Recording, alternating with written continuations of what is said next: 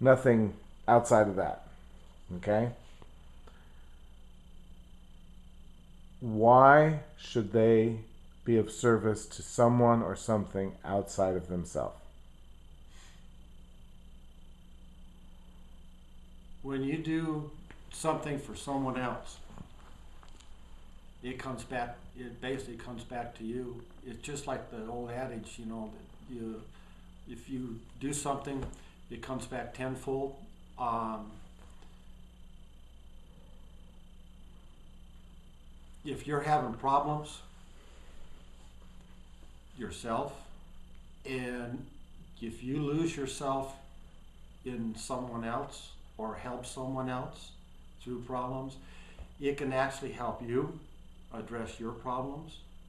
But one of the things at the same time, it gets your mind off of your problem, and sometimes that can allow you to a time or a little bit of an effort, Like a mini vacation, kind of. right, to take the time off, and you can kind of think through things, Regroup. regroup, and you're ready to go. Now, what about the guy that's got it going on? Same thing. I mean, if you're it's like I retired and I got busier doing volunteer work. Right now, I've got almost no time because I'm spending all my time doing volunteer work. But and people look at me and ask me, why do you do that? And what do you say? I feel good about it. I What do they think you should be doing? Watching Wheel of Fortune? I don't know. Either that or going out and doing something and getting paid for it. You don't need it. You're set. Not totally set, Well, of but course you're good. set Set enough. enough. You Set could. You, enough. of course, Bill Gates could use more money, but Yeah, I would rather have more. I would rather have more things happening in my life and be happier than having more money and having to worry about it. And I think my wife and we're happy. We do stuff with our grandkids. We do stuff with our kids. Uh, we save time for that, and that's great. what's the secret to the longevity of your relationship? You've been married a long time now, so and you continue to both be willing to put up with each other. What's your secret? Uh, I think the bottom part of that is faith, and uh, we both came from Christian backgrounds. Uh, we actually met in the church that we were going to, and grew up together in the youth groups in the Oh, church. so you were like high school sweethearts. Mm, not really. We were both in the youth group. You knew each other, but you We weren't knew sort each other, and we were going out with other people and stuff, and then we finally just got together ourselves. Uh, when I went off to school up at Cal Poly, my wife was going to nursing college in Santa Barbara. So That's not that far. no. So what I used to do was, uh, and this was even before we got really where we were really totally going together.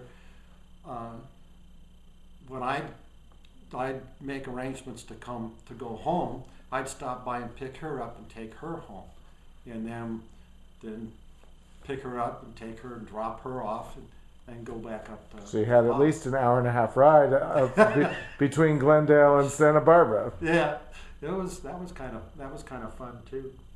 Yeah, when I got ready to propose, my buddy actually had a private pilot's license, so he made arrangements to rent the little Cessna 150 from the school up there. Polly had some planes of their own, and we rented that. Flew down to Santa Barbara, uh, got a rental car, went over and knocked on the door of her dorm, and we went out onto the beach and proposed out there, and she accepted. Took her back to the dorm, got back in the plane, and flew back up to Poly for school. That was kind of different. No, it's quite romantic. So let's say those two hypothetical viewers that I mentioned a moment ago. Let's say it sounded attractive what you described, but they're still fearful, and they still are committed up to their eyeballs, with just taking care of themselves. So what's an easy, non-threatening beginning service project that they could do that you could recommend?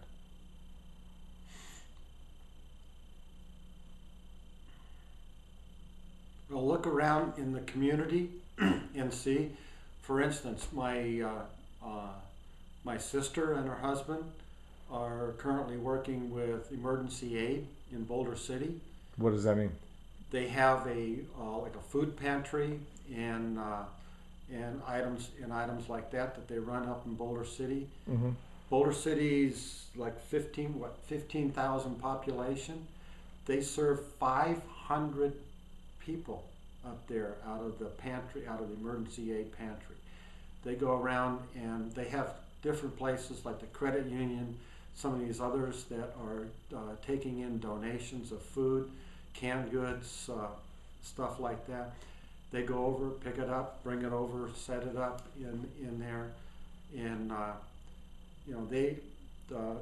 that's an easy one to do. So just help out at a food pantry.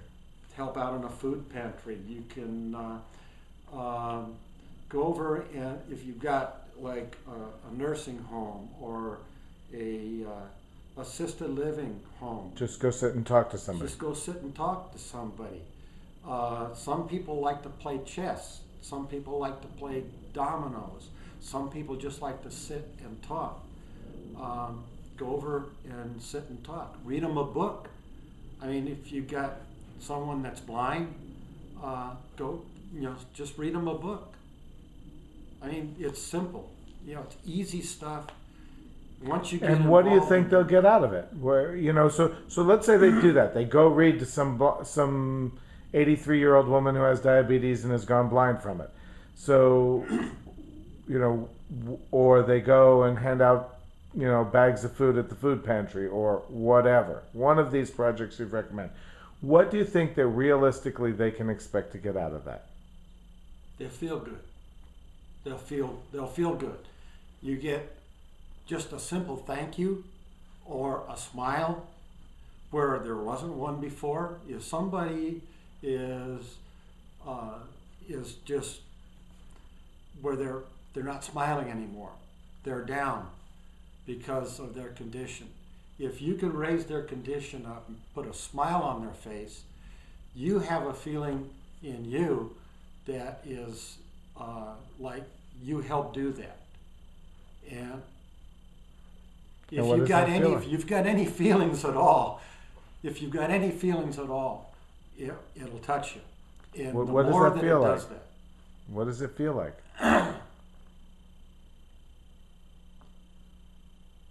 to me, it feels like exhilaration. It feels like you just climbed Mount Everest, or if you're into skiing or something, that you've just gone down the mountain and done a really great run, or if you're into fishing, that you caught the biggest fish you ever caught. That's the kind of feeling you get. If you knew that you could not fail, if I were able to issue you an ironclad guarantee that you would not fail, you would succeed in your next project, whatever that is, what project would you attempt?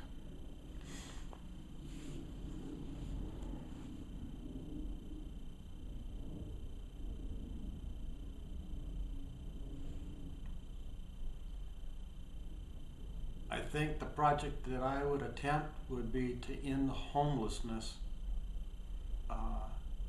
period.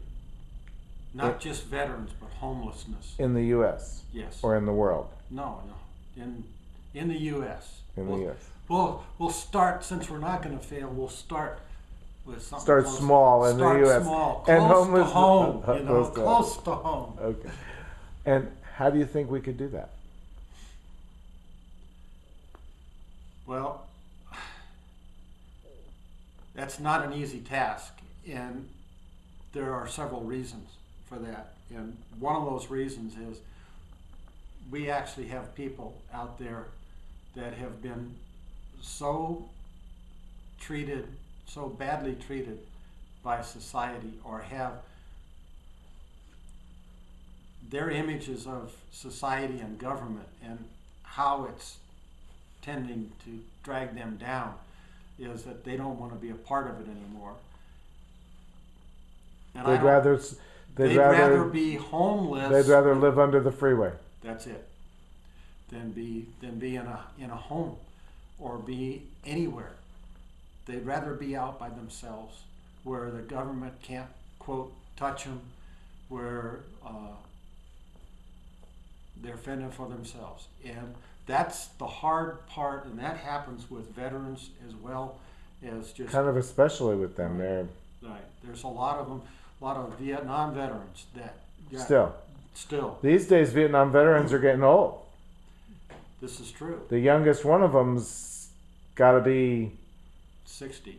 60 or maybe 59, yeah. Yeah. Let's pretend for a moment that all 7 billion of us are going to watch this video, and we want to listen to what you have to say. What would you say to us? I think every single one of us can spend some time in our day helping others.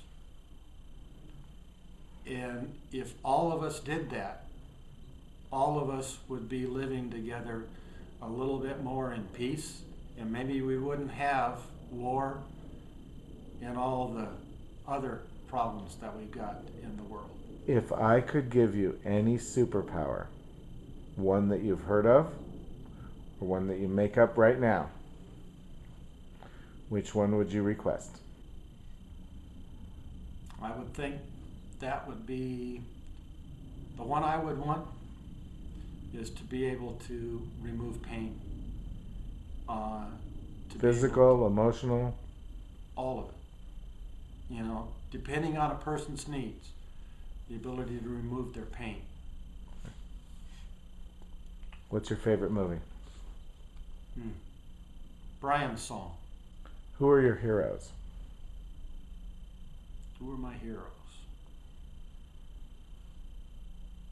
Well, one would be my grandfather. Why? Because of the life that he led. He was he was treated very badly at home. His father beat him. He basically left the home and went out and became a carpenter, general building contractor. But then he built his father left his mother and the other kids, and he built them a home.